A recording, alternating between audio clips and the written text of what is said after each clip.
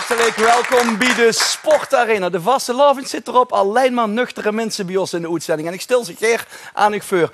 Aan de tafel al de rechtsback van VVV Venlo, nieuw in de eredivisie, Guus Joppe.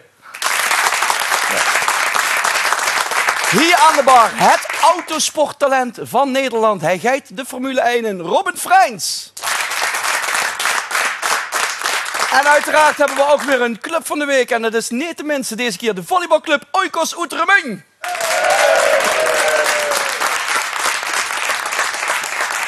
En hier aan de bar de voorzitter Jan Linsen en jeugdtrainster en speelster van dames 1-2.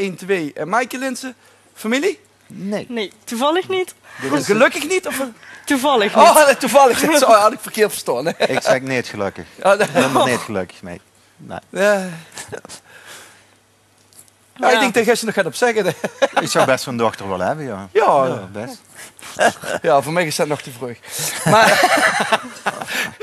de eerste steken zijn er weer goed gehad. In ieder geval hartelijk welkom hier in de Sportarena Volleybalclub Oikos. Wat is dat voor vereniging, Jan? Het is een lang bestaande vereniging. We zien dit jaar al 60 jaar bijeen. En het is eigenlijk zo dat we afgelopen jaar hebben een jubileumjaar gehad met een ontzettend leuk feest. Vorig jaar Pinkstertoernooi. Dat is eigenlijk altijd een highlight bij ons in de vereniging. Dan komen heel veel oud-leden daar naartoe. Daar zijn we een 2 tot 3 daags toernooi is dat eigenlijk. En dat is ja, daar hebben we dadelijk de foto's van. Zeg me heel even, wie verleden het Oikos? Wat moet ik met dat bijversen bij die grootte van de vereniging? We zien met 130 leden op dit moment. Kijk. Ja. En dat varieert van recreanten tot jeugd, C-jeugd en CMV-jeugd. Dus dat zien de kinderen van 10 tot 12. Ja. Okay. Dus er is ook een reunie gehad. Ik weet dat onze kledingsponder Gert-Jan Kastelein nog bij Oikos gevolleybald heeft. Kost het er een beetje van? Dat waren een hele goeie, ja. Ja, ja, dat waren een echte goeie. Nee, dat heb ik inderdaad alleen maar van huren zeggen. Maar wel heel goed. Maaike, ik ben jeugdtrainster en speelster, dus behoorlijk fanatiek. Ja, ik volley zelf al 10 jaar bij Oikos, meer dan 10 jaar. En ik ben voor 2 jaar terug begonnen met de jeugd te trainen. En vooral omdat ik zelf het heel leuk vind om te trainen. En ook omdat ik de jeugd het bij wil brengen. En sinds 2 jaar ben ik dat aan het doen. Welke leeftijd heb je? Ja, dat varieert van 6 tot 12, 14 jaar. Het lijkt ernaar dan hoe ze mij nodig hebben en hoe ik in kan springen. Dat maakt toch allemaal niks uit? Nee, ik heb mijn diploma, dus ik kan alles trainen. Ik kijk naar die lengte.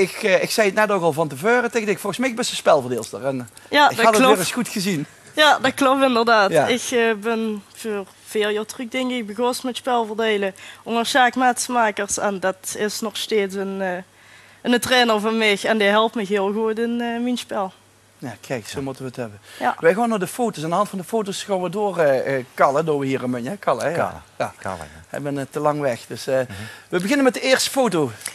Dat waren de foto eigenlijk bij het kampioenschap in 83, 84. Ik zie aan de buksjes dat het inderdaad een tijdje geleden is. Hè? Ja. Ja, ik zie Bernadette in het publiek al knikken, die waren er toen nog bij. Ja. Daar sprongen ze allemaal een jubelsprong bij het laatste punt, voordat ze naar de eredivisie gepromoveerd zijn. En daar hebben ze helaas maar 1 jaar eigenlijk verkeerd. En toen zijn ze weer teruggekomen. Nou, eigenlijk ongelooflijk dat je gewoon eredivisie gespeeld hebt in je historie. Ja. En het allermoeiste daarvan is dat die dames nog altijd nou eigenlijk bijeenkomen. En die zitten donderdagavond allemaal te kaarten.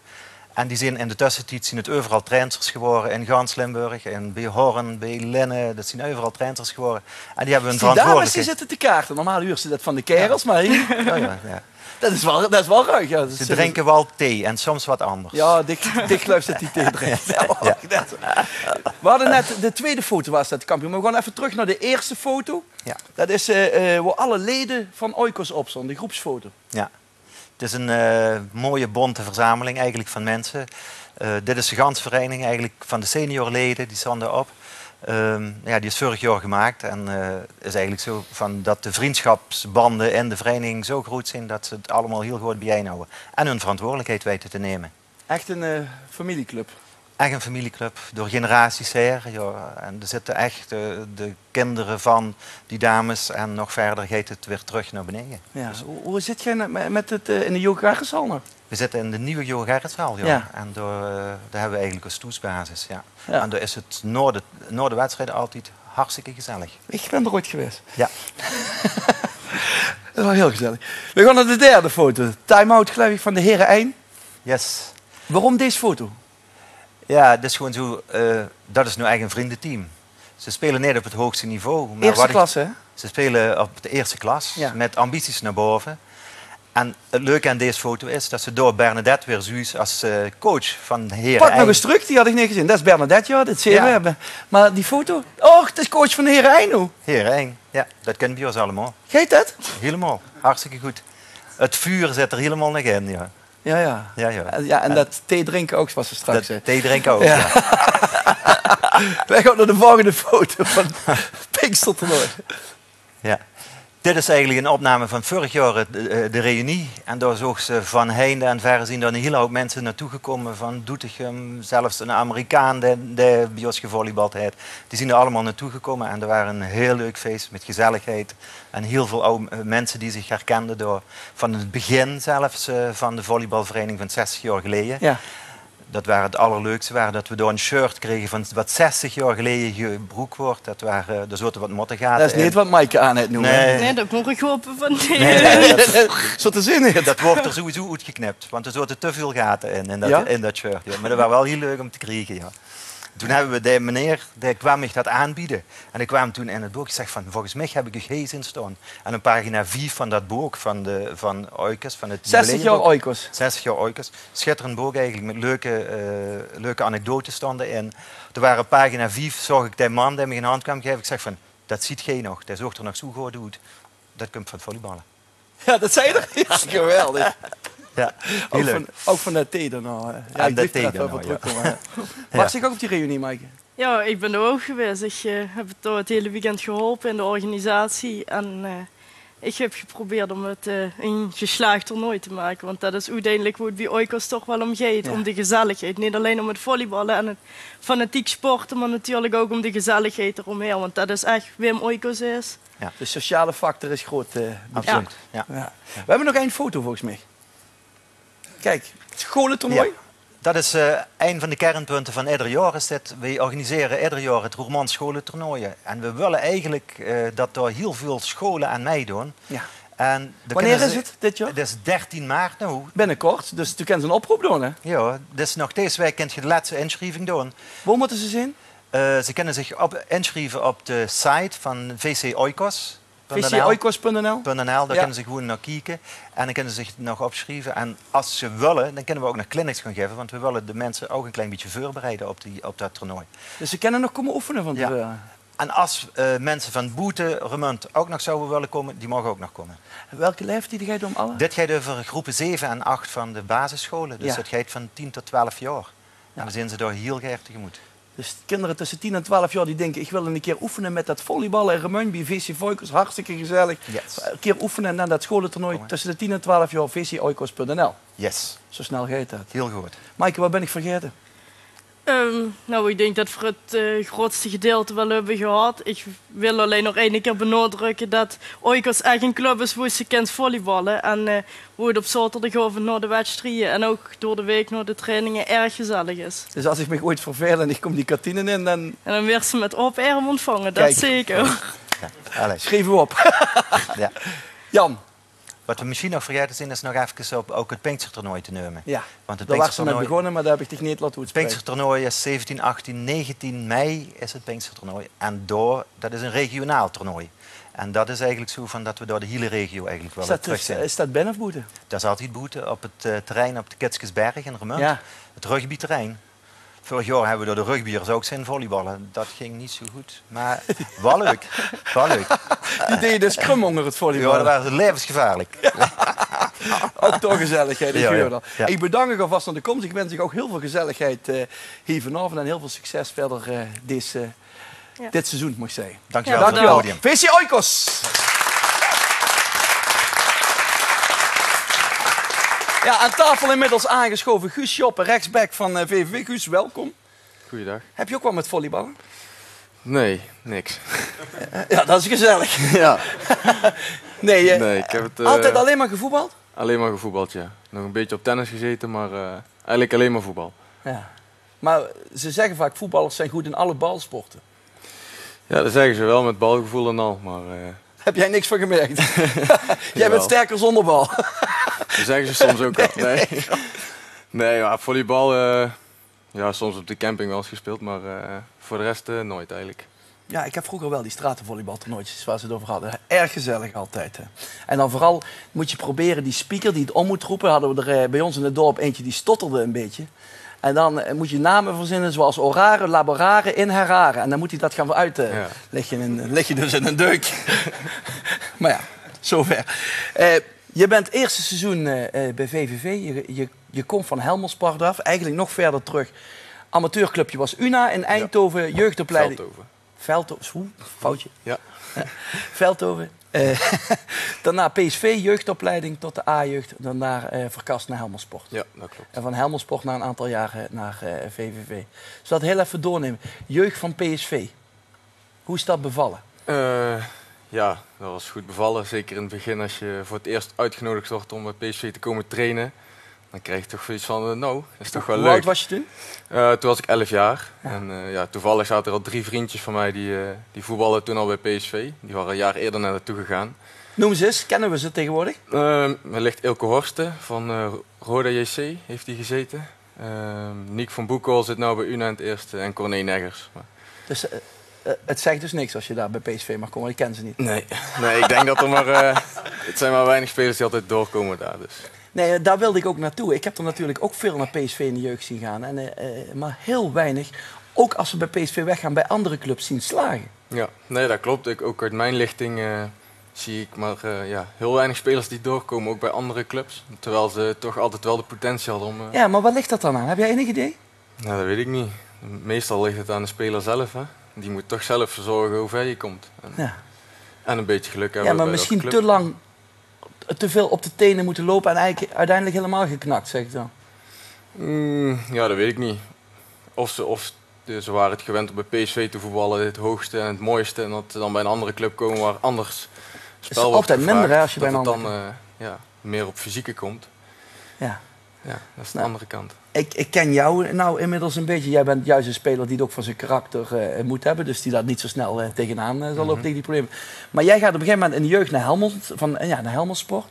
Dan komt er een moment, dan maak je je debuut bij Helmersport. Ja. Hoe oud was je toen? Toen was ik 17 jaar. 17? 17 jaar, ja. Ik zat nog in de A1, dus ja, toen was ik 17 jaar. Ja. Het was, volgens mij was het gewoon een vrijdagavond, zoals altijd in de Super League. Maar, Dat is het goede van de Jupiler League, Ja, de dat is- vrijdagavond. Dat is het hele fijne, ja. Maar ja, het debuut was wel apart, moet ik zeggen. Want we hadden een uitje met de A1 gewoon overdag. Waar we ze snoekeren en wat eten. En, Wat drinken? nee, ik had toevallig iedereen was een beetje aan het bier. En ik had zoiets van, nou, ik pak vanavond wel na de wedstrijd. Dan waar we zullen gaan kijken bij de wedstrijd. En Ja. pakken daarna wel een biertje. Dus wij naar de wedstrijd om 7:30. Komt de Jurgen Streppel, assistent trainer en mijn trainer destijds naar A1 komt naar mij toe van... heb je spullen bij of kan je spullen laten komen? Ik zo... ja, ik kan wel. Dus ik bel mijn moeder op en die komt mijn Nee, spullen een half brengen. uur voor de wedstrijd. Ja, 7:30. Ik kom gewoon in mijn gewone kleedlokaal binnen. Iedereen zit al omgekleed in het kleedlokaal. En ik kom daar binnen zo... Hallo? Goedenavond. Ik kreeg voetbalschoenen van iemand anders. Even schemerscherm om alvast Nee, te lenen. Ja. dit gebeurt bij Oikos nog niet. Maar ja, toen moest ik dus op de bank zitten. En 5 kwam mijn moeder aan met spullen. Dus eigen voetbalschoenen, eigen schemerschermers, alles omgedaan. Dus op de bank gezeten. Nou, en dan zie ik dat de rechtsback krijgt geel. En ik zie dat hij last heeft aan zijn enkel. En er zaten nog 1 andere rechtsback, zat ook op de bank. En zegt de trainer aan de rust, ja, jullie 2 warm lopen. Ik zeg, ja, oké. En ik had niet verwacht dat ik zou gaan spelen. Komt de trainer naar buiten. Guus, die komt er dak in. Speel gewoon je wedstrijd en doe je ding. Dus ik zo, oké. Dat was wel heel apart. Dus toen heb En dat ik, ging goed? Ja, ging goed. En sindsdien heb ik alles gespeeld daar. Dus.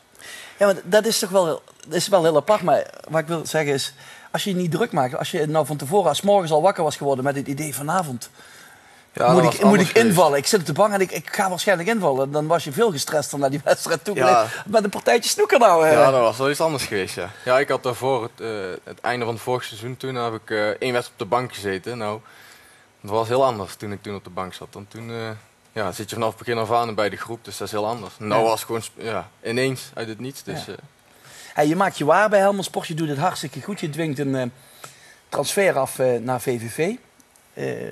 Speelt vanaf het begin van dit seizoen bij VVV. Wat was het verschil tussen Jupiler League en Eredivisie? Ja, het niveau. Dat is wel heel duidelijk. Nee, het spel gaat veel sneller, de spelers zijn veel beter. Je moet veel meer op je hoede zijn, je moet beter staan. En eigenlijk in alle opzichten is het een hoger niveau. Hoe wil je dan het voetbal in de Eredivisie of in de Jupiler League noemen? Is dat meer gewoon iedereen 1 tegen 1 voetballen en duels uitvechten? Ja, je hebt wel eens wedstrijden bij dat er wel gevoetbald wordt. Maar je hebt ook heel veel wedstrijden bij dat er lange ballen zijn en veel duels. En ja, dat er maar weinig aan het voetballen toekomt. En Eredivisie meer tactisch? Ja, het is meer tactisch, meer ja, ook afwachten. Ja. En technisch zijn de spelers veel beter. Dus die kunnen de bal ook overal neerleggen. En ja, daar moet je ook zeer op letten, zeg maar. Nou ben jij 23 jaar. Had jij verwacht dat jij alles zou spelen in de eerste helft? Bijna alles op 1 wedstrijd na zou spelen in de eerste helft van de competitie? Ja, in het begin natuurlijk niet. Maar ja, in de loop van het seizoen zie je ook dat je de enigste rechtsback bent. Totdat 31 augustus werd Almi aangetrokken. Op dat moment was het wel even van toch een concurrent erbij. Maar ja, ik moet zeggen dat het in de loop van het seizoen steeds beter ging. Dan 1 wedstrijdje op de bank gezeten. Maar ik moet zeggen, daarna was alleen maar stijgende lijn. Dus daar ben ik wel heel tevreden over. Je bent tevreden dus over je eigen ontwikkeling? Nou, het kan nog veel beter. Maar je hoeft niet bescheiden te zijn. Nee, maar ik ben wel tevreden hoe het gaat. Hoe het, de aanpassing is vergaan. Dus. Ja, ik vind het hartstikke knap als je uit de Jupiler League komt. En sowieso dat je in de Eredivisieclub alles al speelt. Maar als je dan je ontwikkeling ziet, je wordt gewoon eigenlijk steeds beter. Ja, dat is... laten we beginnen met, wat zijn jouw sterke punten? Ja, het 1 tegen 1 verdedigen. Mijn kracht, ik ben redelijk sterk. En, ja, de mensen zien het nou niet, maar die kerel die heeft een body. Ik zal je niet verzoeken het shirt uit te trekken. Dat doe je na de uitzending. Maar die heeft een lichaams- kracht, snelheid. Ja, en kan redelijk goed koppen. Dus dan zijn toch wel... snelheid had ik al gezegd dan. Ja, moderne verdediger zeg ik dan. Ja, een graag opkomende back ben ik. Dus, ja, je ziet jou zelden onnodige slidings maken. Dat klopt, ja. Ik pak weinig kaarten, misschien te weinig, maar ik pak zelden onnodige kaarten. Daar kom ik nou bij. Bij de zwakke punten hoort dat erbij, dat je misschien nog iets te lief bent? Ik ben nog wel iets te lief, ja. Daar mag nog wel iets aan veranderen. Als die Mertens van PSV de volgende keer komt, dat je die had wel, hem eerst vertelt dat het een tuinkabouter is en dan aanpakt. Ja, en dan nog een keer een zaag geven, ja. Normen en waarden, hè, denk ik eraan. Ja. Nee, maar zwakke punten? Te lief, zei je? Nog te wat? Lief. Technisch mag het nog allemaal wat beter. Aannames en al. En, een actie bijvoorbeeld, dat mag allemaal nog wel beter. Linkerbeen mag nog wel beter. Wat doe je daaraan? Wat wil je verbeteren? Wat is voor jou het belangrijkste? Wat doe je daaraan? Op trainingen zo goed mogelijk alles uitvoeren. En na de training eventjes een paar balletjes pasen of zo. En gewoon voor trainen. Om beter te worden. Ja, wat zijn jouw ambities? Ambities? Ja. Ambities zijn om bij VV te slagen. Als basisspeler en als belangrijke basisspeler, zeg maar. En VV in de Eredivisie houden, dat is ook een belangrijk punt. Maar als speler zijn het toch een keer Nederlandse top. Om dat een keer te halen zou heel mooi zijn. Ja. Dan zeg je, dan doe ik die trainingen en ik doe af en toe wat pasen trappen. Heb jij niet iets in je hoofd van, oké, dat zijn mijn punten, een eigen persoonlijk ontwikkelingsplan? Dat heb je ook?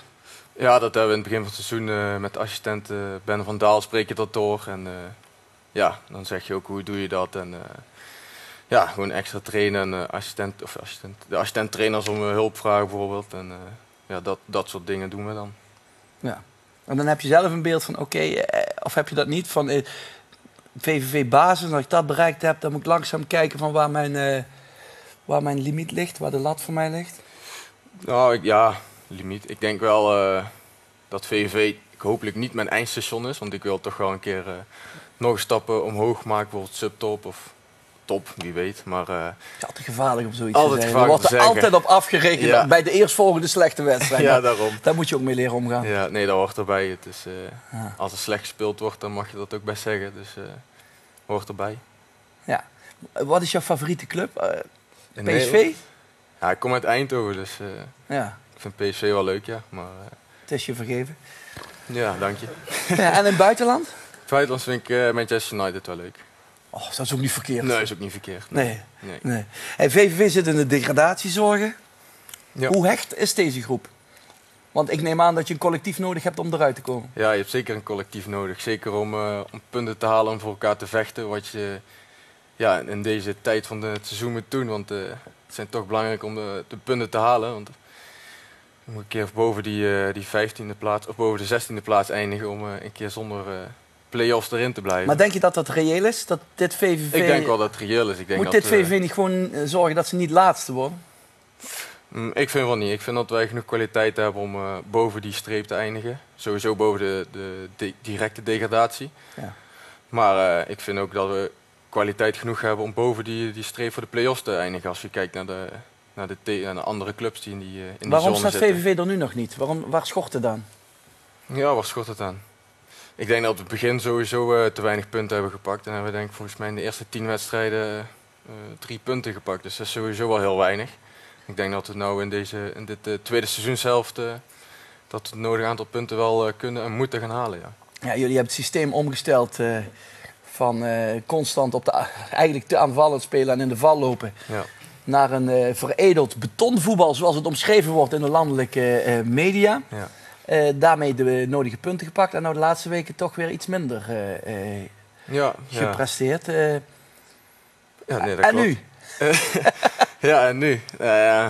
Ja, ik denk gewoon op dezelfde manier moeten we verder gaan. Want daarmee hebben we ook bewezen dat we daarmee punten kunnen halen. Dus Ja. voor mij hoeft er niet veel te veranderen. Ik denk dat we gewoon als collectief gewoon goed zijn en dat we vanuit daar moeten spelen. Dus, Compact spelen. ja. En dan het voetballen naar vooruit, dat moet beter.